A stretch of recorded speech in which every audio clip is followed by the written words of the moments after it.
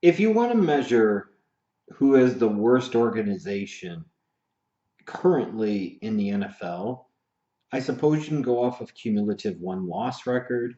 You can kind of go off of the aura that of stink that the organization emits, or we can use another standard, which is the last time since that organization made the playoffs. Now, you would think for so many reasons that technically over the past and a half, and let's even say going back to 1999, that the Cleveland Browns have to be hands down the skid marks of the NFL, because I call them that all the time because they kind of are, and they have been the worst organization in the National Football League. Well, here's a funny thing about that.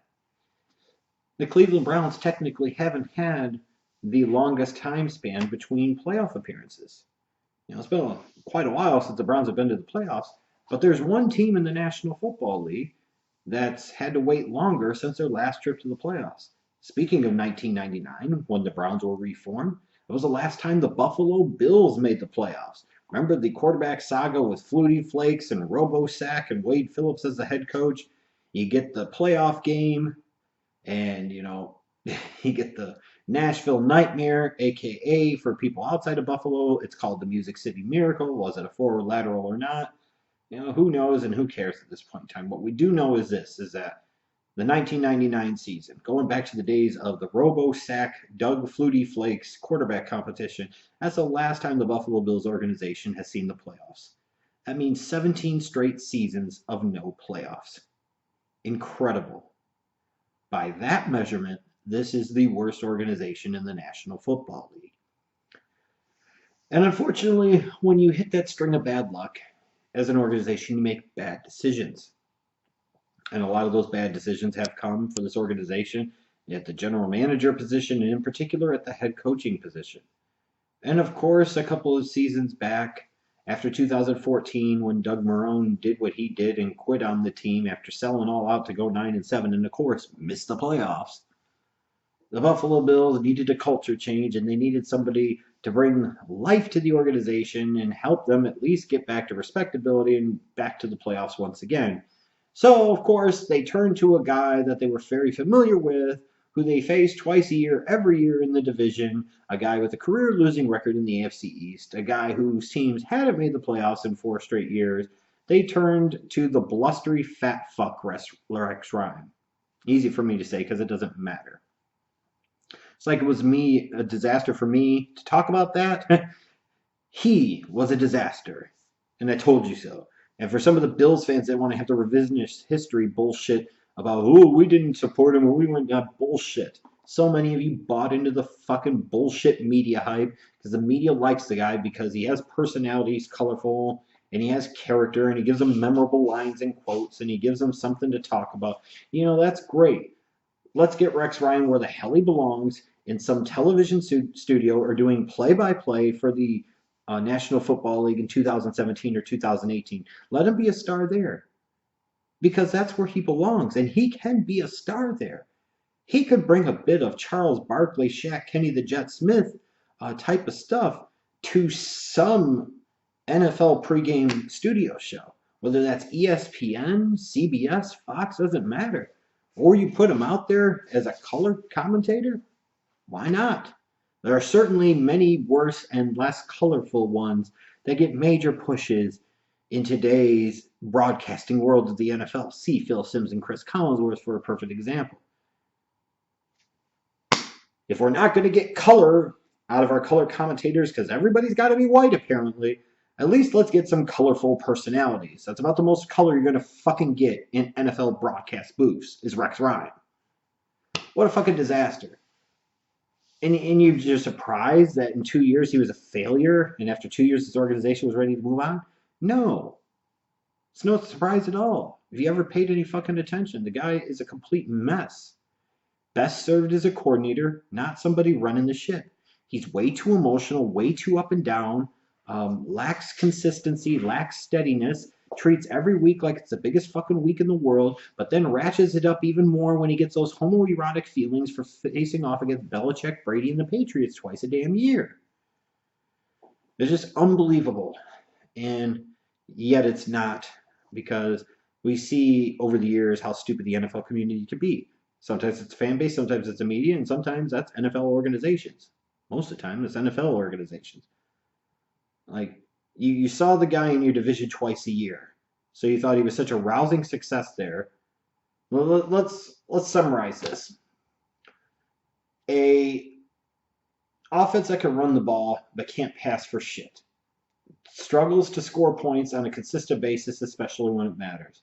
With a defense that seems to have a lot of talent and at times shows itself to be an elite defense, but over a period of time they even regress and they become massively overrated. Now, did I just describe the New York Jets of 2011 to 2014 or the Buffalo Bills of the last 2 years? It doesn't matter. Looking at the 2016 Bills, their offense finished first in the league in rushing yards. They could run the ball, but they were 31st in passing yards. And that's because they lack talent on the outside. Their quarterback is average at best, and they lacked the play calling wizardry to be able to overcome some of those shortcomings. And then on top of that, when you play that kind of conservative, close to the vest type of offensive football, you have to count on your defense to be dominant. Of course, Rex Ryan comes into a situation with the team where the personnel is very well suited to run a 4-3, a defense that was already kind of elite before he got there. So he shakes everything up, switches them to a fucking 3-4, runs people out of town, puts people out of position, makes them uncomfortable, and the defense significantly regresses. I mean, 6 games allowing 28 or more points. Big surprise that happened. 1-5 in the AFC East. Well, it just wouldn't be a Rex Ryan team if they didn't fail in their own division. It's no surprise that Rex Ryan got fired. While people want to sit there and say this or that about the Pegula family, the bottom line is that Terry Pegula said it's playoffs or bust for Rex Ryan in 2016 because he basically got sold a bullshit false bill of goods. And Rex Ryan probably sat there and said, I guarantee we make the playoffs in 2016. Okay, you guarantee it? Your job's on the line. And whether or not that's the right way to go necessarily, I don't know. But at the end of the day, they had no choice. Rex didn't make the playoffs. He had to be fired, period. That's the end of the discussion.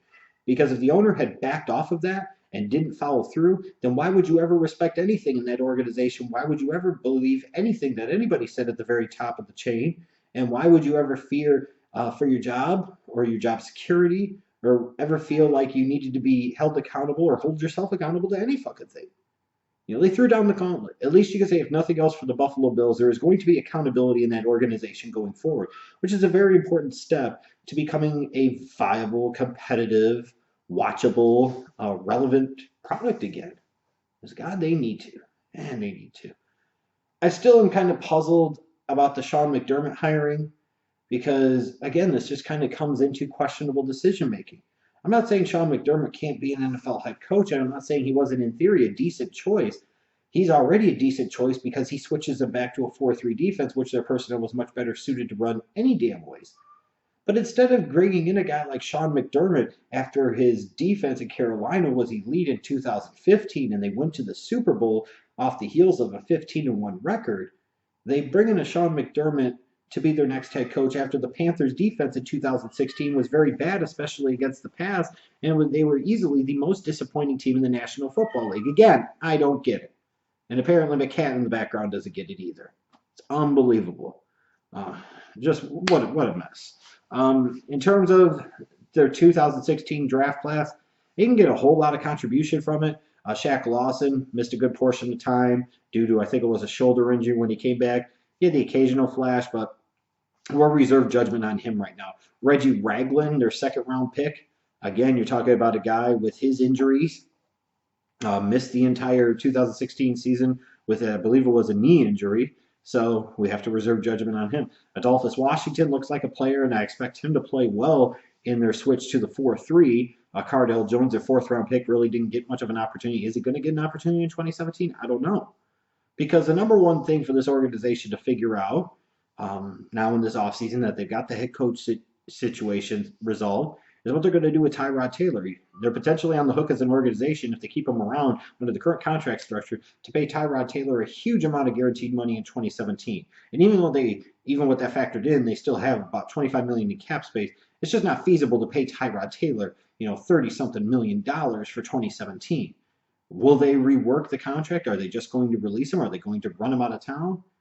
It's one of these things where I don't think Tyrod Taylor is great. Frankly, I don't think he's very good. But at the same point in time, is there really a better option or alternative out there for him? And with a new head coach coming in, do you want to create instability and lack of certainty at the quarterback position? I just don't know. On top of that, once they figure out what they do with Tyrod Taylor, they got to figure out what they're going to do with some of their free agents like Stephon Gilmore and Zach Brown, Lorenzo Alexander, Robert Woods. I mean, frankly, you look at those names, and I got to be honest, I know Lorenzo Alexander had a great year, but he's also 34, and he's better fit in a 34 defense. And they're switching to a 4-3. Zach Brown is probably the guy you want to keep. Stephon Gilmore, maybe you want to pay him, but do you want to pay him big number one corner type of money? Is he really that type of guy? I don't know. And the funny thing is, you look at the Bills, and they're probably closer than I make them out to be to being a playoff team, but they're probably a lot farther away than a lot of people want to make them out to be. This draft will be important because they need to get some young talent in there and get them coming in and firing on all cylinders right away. In terms of team needs for the draft, they've got most of their assortments of picks, or the ones that matter at least. They've got their first, second, and third round pick. They got 2 in the 5th and 1 in the 6th. They lost the 4th round pick, dealing up into Chicago's second round slot last year to get Reggie Ragland, who of course then missed the entire 2016 season. They have some needs on this team, but the number one need has to be the quarterback position. Now, I don't know if that gets addressed in round 1, round 2, round 3. Maybe it doesn't get addressed at all. But at the end of the day, Tyrod Taylor is not the type of quarterback that is going to win you an NFL championship, period. Maybe he's the type of guy that can take care of the ball, occasionally makes a play, and you can win 9 or 10 games with. But are you in the NFL to do that, or are you trying to win championships? The Bills once had a franchise quarterback. It was Jim Kelly. They never won a Super Bowl, but they made it to 4 straight. And that in and of itself is an incredibly impressive feat. They need that Jim Kelly type of guy that can really take this organization on his back. And no J.P. Losman ain't walking through that door, people. But until they get that quarterback situation figured out, it's really not going to matter. But they got to get that done. Where they're picking at number 10, it wouldn't be surprising if they pulled out a wild card and took a quarterback there and just prayed to God and hoped that he developed. But maybe they'll take one later on in the draft and him compete with Cardale Jones and maybe Tyrod Taylor and try to get some type of competition going there at the quarterback position. In terms of the offense, though, you have other needs. Wide receiver. Sammy Watkins is a nice talent when he's healthy, but he's just not healthy enough. They really have nothing else in the passing game on a consistent basis. You got Shady McCoy in the running game. He's really damn good, but their wide receivers are doo-doo. They need a wide receiver opposite Sammy Watkins. And eventually when Sammy Watkins misses 4 or 6 weeks because of an ankle or a foot injury, like he's prone to do every fucking year, you need a guy that can actually be a real deal number one option. Mike Williams, Corey Davis, whatever they feel fits. If you're going to keep Tyrod Taylor, then you better give him some weapons. You better give him some better protection too, especially at the right tackle position. That's kind of been a revolving door of suck for this organization. They need a guy that could be a better bookend tackle there to protect their quarterback and open better holes in the running game. Defensively, I think they could use some help at safety. I think they could use, you can say this about every team, they could use an edge rusher. But at the end of the day, even though you brought in a defensive-minded head coach, this draft has to primarily be about offense because you cannot be a one-dimensional team in the NFL for the most part, with the occasional exceptions, obviously, and expect that to be a consistent formula for winning, and especially winning when it matters and getting deep runs into the playoffs. Because at some point in time, if that defense has a bad game, you're cooked. You have to be able to balance things out. Sometimes the defense has to pick up the offense, and sometimes the offense needs to be able to pick up the defense. Whether it's with Tyrod Taylor or somebody else, they got to figure out that quarterback position, and then by God, they got to get some more talent. They need wide receiving help in the worst way. They need a right tackle. They could use another tight end that's more consistent than Charles Clay. They need some help. You look ahead to 2017, even if they get that help in the draft, I don't think the playoffs are in their future. But that's okay. You waited this long. What's another year, right, Bills fans?